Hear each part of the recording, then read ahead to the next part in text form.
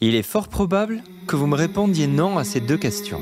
La première, est-ce que vous avez déjà vu des effets spéciaux aussi laids? Et la deuxième, plus intéressante, est-ce que vous avez déjà peint avec de la lumière? C'est ce que propose la peinture fluorescente. Et que vous soyez un artiste confirmé ou simplement une personne curieuse, je vous dis bienvenue dans ce nouvel épisode de Radio Art Thérapie où on va explorer tout ça. Depuis janvier, je suis coordinateur de projet pour l'événement Paint in the Dark à Bordeaux, au Vivre de l'Art. Le concept, c'est de permettre la découverte de cette peinture aux propriétés vraiment particulières. Elle fonctionne grâce à des pigments fluorescents qui réagissent à la lumière ultraviolette, ce qui la rend lumineuse dans l'obscurité. Cette peinture existe en bombe aérosol, en feutre, en pigment en poudre, en peinture pour textile, mais sa forme la plus répandue, c'est l'acrylique. Et c'est elle qu'on va tester aujourd'hui. Donc, il faut juste un projecteur à UV, ce qu'on appelle aussi lumière noire, un peu de cette peinture fluorescente, aussi appelée peinture néon, et tout simplement un pinceau, aussi appelé pinceau. On met son tablier et c'est parti.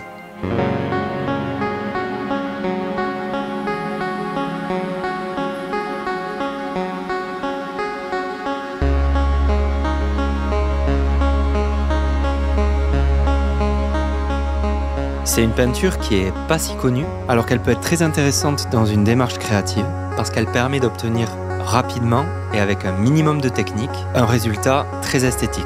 En tant qu'art thérapeute, je peux vraiment voir à quel point on sous-estime les bienfaits du processus créatif. Et s'il y a bien un facteur qui rend le processus créatif beaucoup plus puissant, c'est tout simplement le rapport à la nouveauté. Permettre à ses sens d'expérimenter quelque chose de nouveau, d'inattendu. Et quand on teste cette peinture pour la première fois, on est à la fois dérouté et fasciné. Par exemple, la peinture blanche, elle va pas du tout donner du blanc. Ça va donner ce violet assez étrange. Donc si avec de l'acrylique classique, le blanc va permettre d'éclaircir sa proposition, bien avec de la peinture fluorescente, il va l'assombrir, puisqu'il devient une des couleurs les plus sombres disponibles. Donc, si le blanc donne du violet, qu'est-ce qui se passe quand je mélange par exemple du blanc avec une autre couleur? Et en fait voilà, ça donne très vite envie d'explorer. Moi je vous engage vraiment à tester les différentes combinaisons possibles sur votre palette pour constater par vous-même à quel point les couleurs réagissent de manière singulière. Il y a plein de techniques qui fonctionnent super bien. Pendant les séances, je citais beaucoup l'éponge par exemple. En tamponnant la toile, on a rapidement des textures super intéressantes. Il y a bien sûr les projections, à manipuler avec précaution, par respect pour vos voisins, même si le body painting, c'est vraiment l'activité inévitable avec cette peinture. Il y a tout ce qui est technique au couteau aussi qui est assez impressionnant. Dans le choix du sujet à représenter, ce qui fonctionne très bien, c'est évidemment tout ce qui va être cosmique, l'espace, les planètes, etc. Mais aussi tout ce qui va être motif floral. C'est très facile à faire et ça tape vite dans le registre psychédélique en fait. Il y a rapidement un effet waouh. Évidemment, les mandalas, ça va super bien fonctionner aussi. Bon, si vous suivez la chaîne depuis le début, vous savez que j'ai un petit passif avec eux. Mais c'est pas de l'art-thérapie. Non, mais après, moi, je les aime bien, les mandalas. Mais oui, je les aime bien, j'ai rien contre eux. J'en ai un peu plus contre ceux qui écrivent des livres d'auto-art-thérapie à base de mandalas, mais ça, c'est encore autre chose. Comme dans toute approche créative, tout peut être un sujet d'étude, et la limite, finalement, c'est votre imagination. Et puisqu'on parle d'imagination, après avoir rencontré plus de 1000 participants sur plus de 40 ateliers lors de cet événement, j'ai pu constater des effets récurrents relatifs à l'utilisation de cette peinture et j'aimerais vous en parler.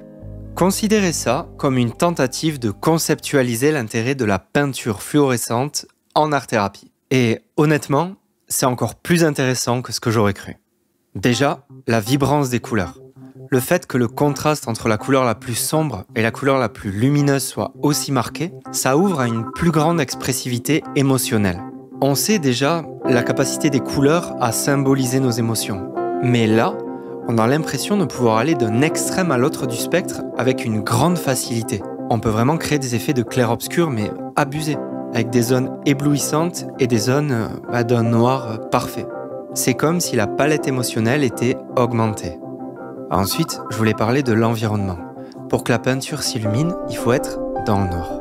Et ça, c'est extrêmement libérateur quand on est timide, quand le regard de l'autre est inhibiteur ou même paralysant. Vous me croirez peut-être pas, mais une participante atteinte de troubles autistiques est venue me voir en fin de séance et m'a dit que ça lui avait fait un bien fou d'échapper au regard des autres participants et qu'elle s'était sentie libre dans son processus créatif. Bon, je l'ai déjà dit plus tôt, mais avec cette peinture, les résultats, esthétiquement, c'est vite qualitatif et ça, quel que soit le niveau technique du participant. Donc, ça va peut-être paraître évident pour certains, mais dans une relation art-thérapeutique, en fait, on peut pas rêver mieux comme médium pour favoriser la confiance en soi.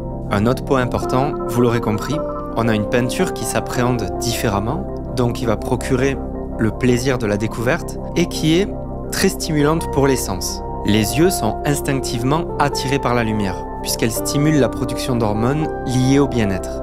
Donc, travailler avec des couleurs fluorescentes peut être vraiment apaisant et relaxant. Je compte pas le nombre de participantes et participants qui m'ont dit que l'atelier les avait aidés à déstresser, à favoriser un sentiment de calme intérieur. Et ça, c'était pendant l'événement en fait. J'avais même pas commencé à utiliser cette peinture en séance d'art-thérapie. Donc si vous voulez mon avis, cette sensation de bien-être, elle vient plus de l'utilisation même de la peinture que, par exemple, de mes blagues minables.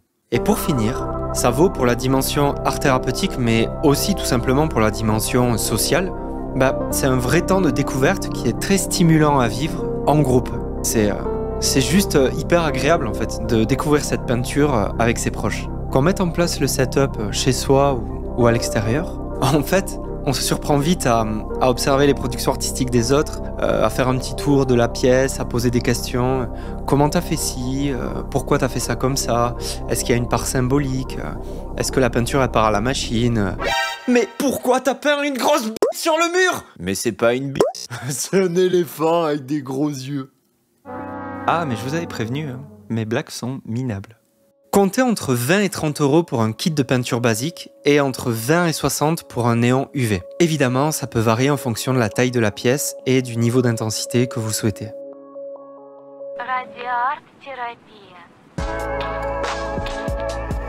Voilà, on a un petit peu exploré cette peinture que je trouve hyper intéressante et j'espère que vous l'avez trouvée intéressante aussi. On se retrouve bientôt pour d'autres épisodes de Radio Art Thérapie avec une lumière un peu plus naturelle. Si jamais ça vous a intéressé, évidemment, pour contribuer, n'hésitez pas à laisser un pouce. Pourquoi pas à vous abonner, ça me ferait super plaisir. Je suis sur pas mal de projets en ce moment, notamment un nouveau poste de formateur en médiation artistique à l'AFAR. Donc le rythme des vidéos, il a un petit peu diminué parce que j'ai plein de trucs à faire. Mais ne vous inquiétez pas, il y a plein de sujets que j'ai envie d'explorer, il y a plein de vidéos en cours. Donc écoutez, je vous dis à bientôt pour de nouveaux épisodes. Portez-vous bien et surtout, n'oubliez pas, l'art n'est pas qu'un loisir. C'est une thérapie.